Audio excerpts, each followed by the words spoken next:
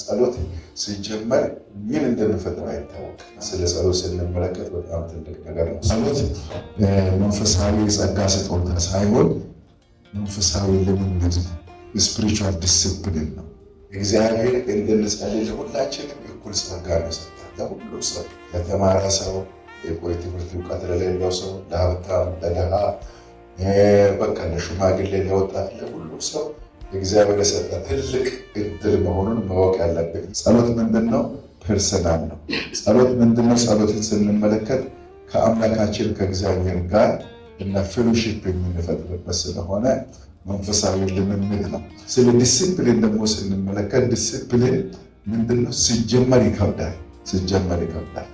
ስለመድ ደግሞ በጣም ይጣፍጣል። እንግዲህ ይህንን ዲስፕሊን የምናደርግ ከሆነ በጣም ትጉ ጸሎተኞች ለመሆን እንችላለን።